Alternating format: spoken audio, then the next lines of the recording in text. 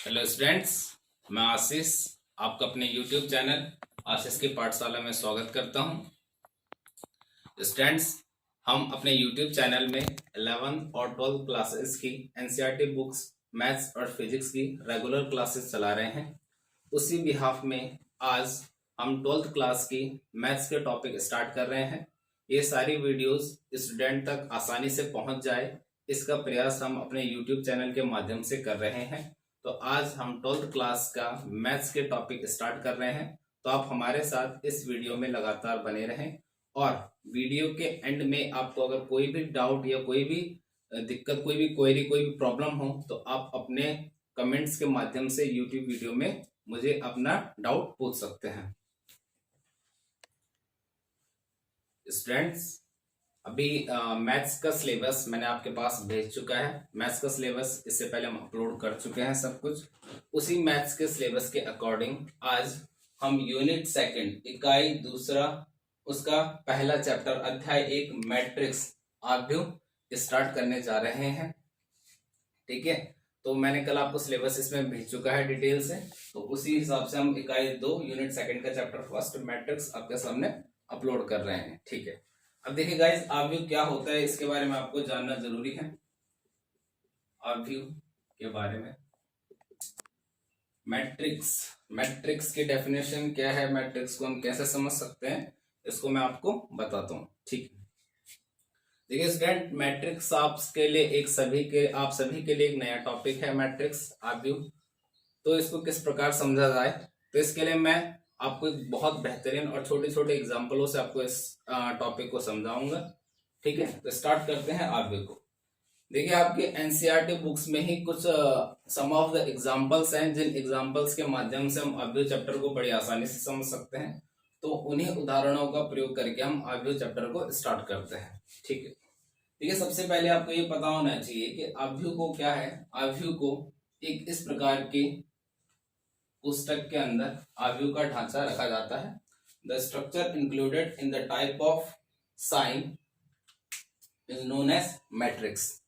तो आव्यूह को एक इस प्रकार के ढांचे के अंदर रखा जाता है। अब वो किस तरीके से रखा जाता है वो अब मैं आपको बताता हूं। मान लीजिए कि दो दोस्त हैं, एक लड़की है सिमरन के पास 10 पुस्तकें तथा 5 पेन है। सिमरन के पास 10 पुस्तकें तथा 5 पेन है। तो इसको इस आव्यूह के माध्यम से सिमरन किस प्रकार दर्शाएगी, 10,5। तो ये आपका एक आव्यूह की तरह स्ट्रक्चर है कि सिमरन के पास 10 पुस्तकें तथा 5 पेन है। इसी प्रकार से मैं और सारे एग्जांपल आपको बताऊं। जैसे 3 दोस्त हैं, सिमरन और अमित और राधा, 3 दोस्त हैं। इनके पास क्रमशः 5, 10 तथा 15 पुस्तकें और 8, 7 और 6 पेन है। तो इनको सिमरन, अमित, राधा, इनके पास क्रमशः 5, 10 तथा यहाँ पे छूट गया, तथा ले लेते हैं कुछ भी 11 पुस्तकें, 5, 10 तथा 11 पुस्तकें और 8, 7 तथा 6 पेन है। तो इसको हम आव्यूह के क्रम में किस प्रकार से दर्शा सकते हैं, 5, 10, 11, 8, 7, 6। देखिए इस क्रम में जो मैंने सारे लिखे हैं ये सभी के सभी क्या हैं, पुस्तकें।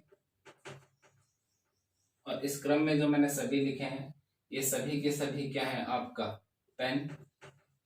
और ये वाला जो है, ये और ये किसका हिस्सा है, देखिए ये सिमरन का है।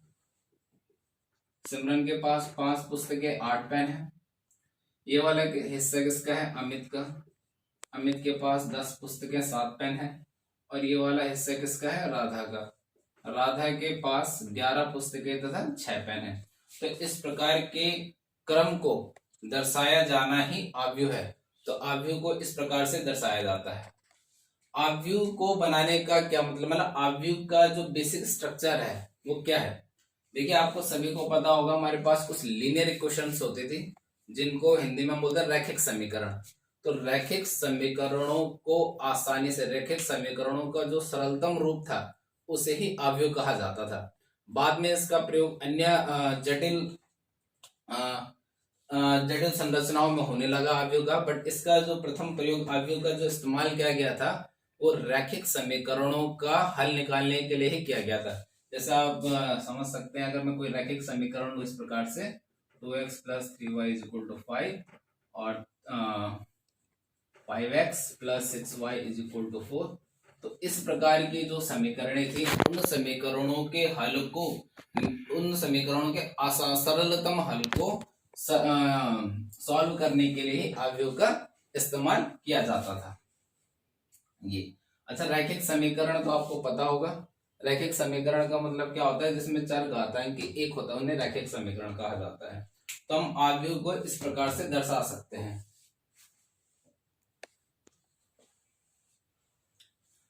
तो स्टूडेंट्स, आव्यूह क्या होता है? जैसे हमने उदाहरण समझा था, उसी उदाहरण को एक परिभाषा के रूप में अगर देखा जाए तो आव्यूह क्या होता है? संख्याओं या फलनों का एक आयताकार, जैसा मैंने बनाया था ना स्ट्रक्चर, वैसे ही संख्याओं या फलनों का एक आयताकार क्रम विन्यास है। इन संख्याओं या फलनों को आव्यूह के अवयव कहते हैं। It means numbers and function. Number और फंक्शन का जो एक स्ट्रक्चर होता है रेक्टेंगुलर फॉर्म में, आयताकार फॉर्म में, इन संख्याओं का और फलनों को, जो भी संख्या और फलन उस स्ट्रक्चर, उस आयताकार विन्यास के अंदर, उस आयताकार क्रम के अंदर रखे जाते हैं, उन्हीं सभी को अवयव कहा जाता है, एलिमेंट्स कहा जाता है। ठीक है, जैसा आपके पास एग्जांपल क्या हो जाएगा इसका? 1 2 3 4 5 6। तो कोई जरूरी नहीं कि क्रम से नंबर लिखने हैं, ये मैं एक एग्जांपल के तौर में आपको बता रहा हूं। तो ये सारी संख्याएं, तो संख्याओं का एक क्रम एक आयताकार ढांचे के अंदर रखा जाना ही आपका क्या है? आव्यूह है। ठीक है, तो इस परिभाषा को ध्यान से समझिए और इस एग्जांपल को देखिए। ठीक है स्टूडेंट्स, साथ साथ आप इसको नोट भी करते जाइए। देखिए, आव्यूह का अब इसमें कुछ प्रॉपर्टीज, कुछ गुण भी साथ साथ पढ़ लेते हैं, जिससे आव्यूह का आपको और क्लियर हो जाएगा। आव्यूह के इस ढांचे को कुछ इस प्रकार से लिखा जाता है कि ये जितनी भी संख्या इस तरीके से लिखी जाएंगी, इन सभी को कहा जाता है पंक्तियां। इंग्लिश में इनको बोलते हैं रोज। और ये इस प्रकार की जो भी पंक्तियां होती हैं इनको कहा जाता है स्तंभ, कॉलम। और ये जितनी भी चीजें हैं ये, इनको कहा जाता है अवयव, एलिमेंट्स। तो ये हैं आपकी पंक्तियां, स्तंभ और अवयव। इन तीनों से मिलकर एक आव्यूह का निर्माण होता है। दूसरी बात, आव्यूह को अंग्रेजी वर्णमाला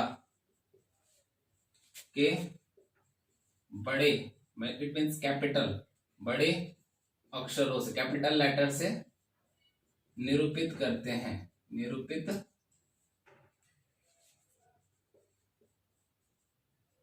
जो आपका मैट्रिक्स होता है, इसको एक कैपिटल लेटर से आपको निरूपित करना पड़ता है, लाइक इस प्रकार से ए। तो आव्यूह ए ये है आपका मैट्रिक्स।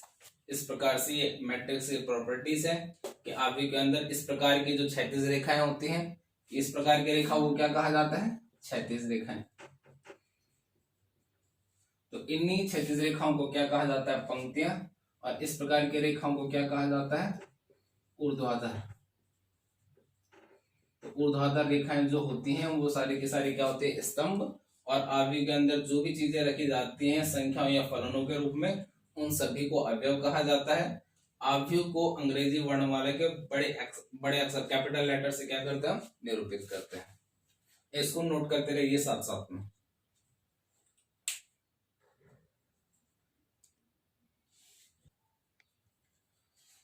स्टूडेंट्स अब हम इसमें आगे पढ़ेंगे अवयव की कोटि, मतलब ऑर्डर ऑफ मैट्रिक्स।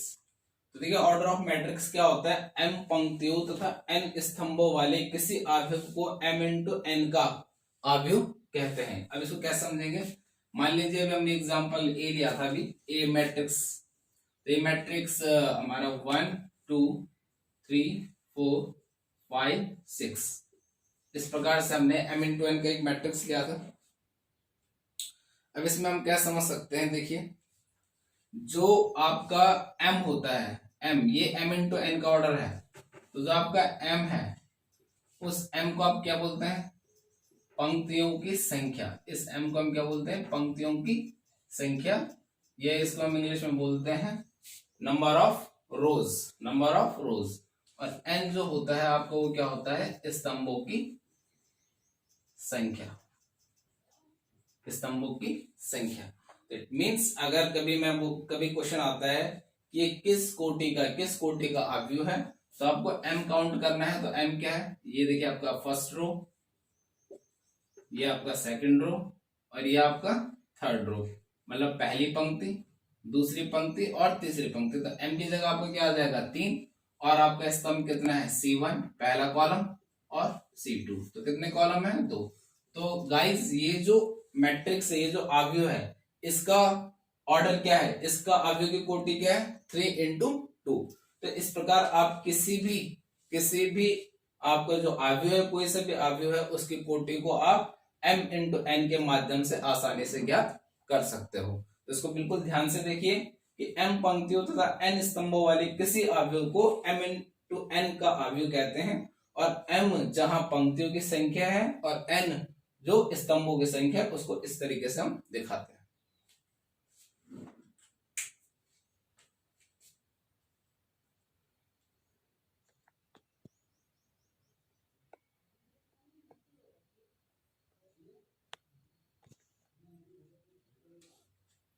स्टूडेंट्स जब हम अवयव की कोटि को ऑर्डर ऑफ मैट्रिक्स समझ जाते हैं, तो उसके बाद हम उस अवयव के अंदर कितने एलिमेंट्स है, कितने अवयव हैं, उसको भी हम आसानी से ज्ञात कर सकते हैं। देखिए कैसे कि तत्वों की कुल संख्या ज्ञात कैसे करते हैं, तो तत्वों की कुल संख्या ज्ञात करने का एक ही नियम है, वो है m इंटू n।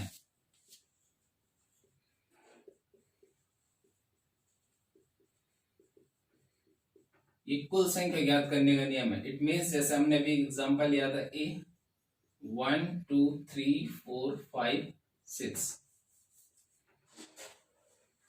तो हम गिन के भी बता सकते हैं इसमें 1 2 3 4 5 6 है।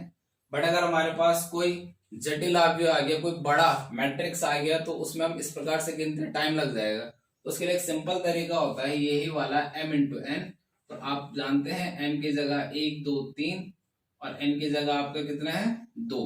तो आप क्योंकि 2 कॉलम है और 3 पंक्तियां हैं, तो कुल जो संख्या है वो क्या हो जाएगा आपका m into n। It means 3 into 2 और 6।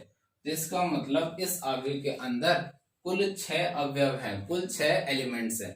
इसी प्रकार से बहुत सारे एग्जांपल हम देख सकते हैं। एक बना देते हैं खुद ही, ए मैट्रिक्स 4 5 6 2 1 3 4 1 4 0 2। तो इस प्रकार का जो ये मैट्रिक्स है, इसका अगर हमको कुल अवयव निकालना है, तो सबसे पहले हम इसको ऑर्डर देखेंगे। तो आप जानते हो इसमें 1 2 और 3, कितनी पंक्तियां हैं 3, और कितने स्तंभ है 1 2 और 3, 3 ही स्तंभ है। तो m इंटू n के हिसाब से आपका कुल पंक्तियों की संख्या 3 और कुल स्तंभों की संख्या भी 3 है। तो इसके अंदर अगर हम अवयव निकालेंगे टोटल, तो 3 इंटू 3 9। तो 9 अवयवों का ये कुल अवयव है और इसका ऑर्डर 3 इंटू 3 है। ठीक है स्टूडेंट्स, इसको बड़े ध्यान से देखना और इसको नोट भी करते रहना साथ साथ में, क्योंकि मैं इसी से रिलेटेड आपको कुछ क्वेश्चन होमवर्क में देने वाला हूं।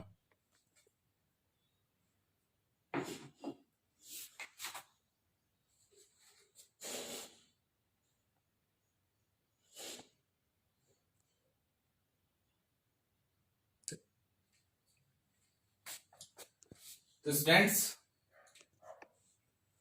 चैप्टर का पहली एक्सरसाइज 3.1 स्टार्ट कर रहे हैं। जितना भी हमने पढ़ा है उसके रिगार्डिंग एक्सरसाइज हम स्टार्ट कर सकते हैं। तो 3.1 का पहला क्वेश्चन मैं आपको बता रहा हूँ। कुछ क्वेश्चंस मैं बताऊंगा, कुछ क्वेश्चंस मैं होमवर्क में दूंगा। तो नेक्स्ट डे आप जो भी मैंने अपने स्कूल के स्टूडेंट्स का जो भी ग्रुप बना रखा है उस ग्रुप में आप अपने आंसर सबमिट कर सकते हैं, ठीक है। और मेरी यूट्यूब जो ये वीडियो है, इस वीडियो में भी आप कमेंट करके अपना होमवर्क के आंसर सबमिट कर सकते हैं, ठीक है गाइस। तो क्वेश्चन क्या है, एक आपको मैट्रिक्स दे रखा है इस तरीके से, जिसके एलिमेंट्स है 2 5 19 -7 35 -2 5 by 2 12 √3 1 -5 17। इस प्रकार इस अवयव के ये कुछ एलिमेंट्स हैं। तो उसके ऊपर पहला क्वेश्चन पूछा है अवयव की कोटि, सेकंड है अवयवों की संख्या, और तीसरा है अवयव। कुछ एलिमेंट्स होते हैं A13 A21 A33 A24 A23। इस प्रकार के जो एलिमेंट्स हैं उनको हम कैसे ज्ञात करेंगे। तो इस क्वेश्चन को मैं रफ कर रहा हूं और फिर इनके सॉल्यूशन आपको बता रहा हूं। तो सबसे पहला हम जो करेंगे वो क्या, अवयव की कोटि। कैसे, मतलब ऑर्डर ऑफ मैट्रिक्स। तो देखिए जैसे मैंने आपको सिखा रखा है कि ये सारे आपके क्या होते हैं, मैट्रिक्स निकालने के लिए आपको m × n पता होना चाहिए। तो इस मैट्रिक्स में कितनी रोज हैं, 1 R1 R2 और R3। कितनी रोज हैं, 3। और कितने कॉलम हैं, C1 C2 C3 C4। कितने कॉलम हैं, 4। तो इस प्रकार से m × n matrix it means 3 × 4। तो कितने, इस अवयव की कोटि क्या हो जाएगी, 3 × 4। तो पहला आंसर आप आसानी से निकाल सकते हैं कि 3 × 4 कोटि का ये अवयव है, ठीक है गाइस। अब हम इसका सेकंड क्वेश्चन सॉल्व करते हैं। तो इसका सेकंड क्वेश्चन क्या था, इसका सेकंड क्वेश्चन था अवयवों की संख्या, अवयवों की संख्या। तो इसके अवयवों की संख्या हम कैसे निकाल सकते हैं, नंबर ऑफ एलिमेंट्स। और मैं आपको बता चुका हूं कि वो भी m × n होता है। तो आपको m भी पता है, n भी पता है। तो टोटल आपके अवयवों की संख्या कितनी हो जाएगी, 12। इन दोनों को आप आसानी से गुणा करके नंबर ऑफ एलिमेंट्स निकाल सकते हो, ठीक है स्टूडेंट्स। इसको आराम से नोट कर लेना। अब इसके बाद मैं इसका थर्ड पार्ट आपको बता रहा हूं।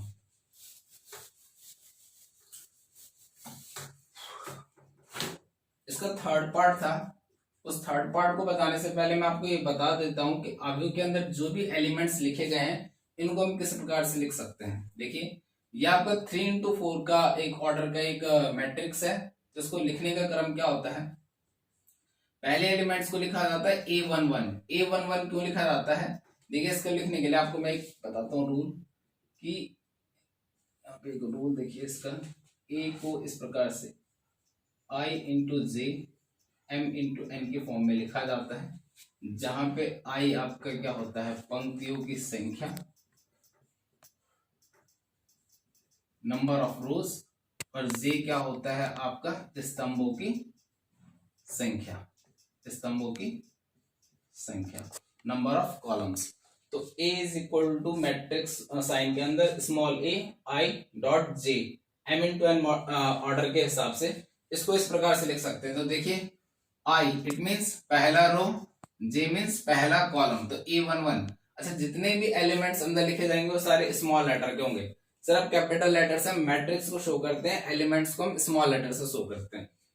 तो A12 A13 A14 it means सब के सब रो, ये रो फर्स्ट है but first column, second column, third column, fourth column.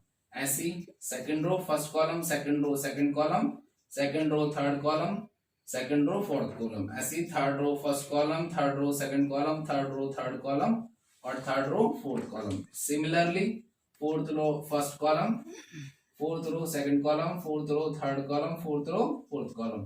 तो इस प्रकार से आप अवयव, इस अवयव को इस प्रकार से भी दर्शा सकते हैं, ठीक है स्टूडेंट्स। ये बिल्कुल ध्यान से देख लीजिए, ठीक है स्टूडेंट्स।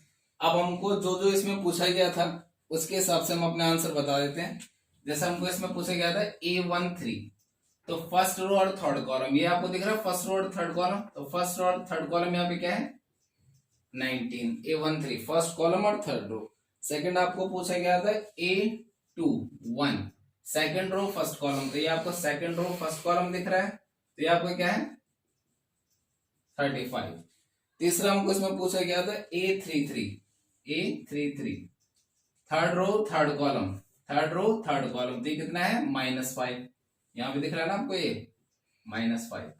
फोर्थ इसमें पूछा गया था A24 second row fourth column यहाँ पे, तो सेकंड रो फोर्थ कॉलम क्या है आपका 12, और लास्ट पूछा गया था सेकंड रो थर्ड कॉलम, ये इट मींस 5/2। तो इस प्रकार से आप अपने आंसरों को आसानी से लिख सकते हैं।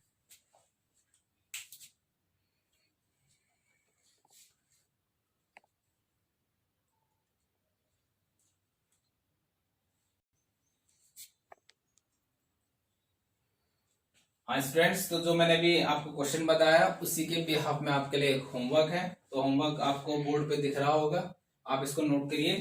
ए एक मैट्रिक्स है जिसके अंदर ये एलिमेंट्स दिए गए हैं, उन्हीं एलिमेंट्स के आधार पर आपको ये क्वेश्चन करने हैं। अवयवों की कोटि पहला क्वेश्चन, सेकंड अवयवों की संख्या नंबर ऑफ एलिमेंट्स, और थर्ड इस प्रकार के जो मैंने ये आपको दे रखे हैं आपके एलिमेंट्स निकालने के लिए। तो आपको एलिमेंट्स निकालने A31 A32 A41 A43 A22 A23 इस प्रकार के आपको एलिमेंट्स निकालने हैं। तो ये क्वेश्चन जो मैंने भी कराया था उसी का सेम ये इस प्रकार से आप क्वेश्चन कर सकते हैं होमवर्क में।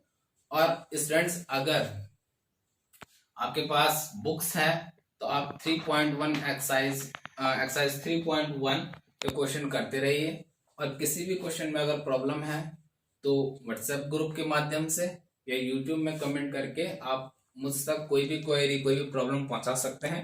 नेक्स्ट जो वीडियो सेशन होगा उस वीडियो लेसन सेशन में मैं आपको उसके आंसर्स भी बताऊंगा।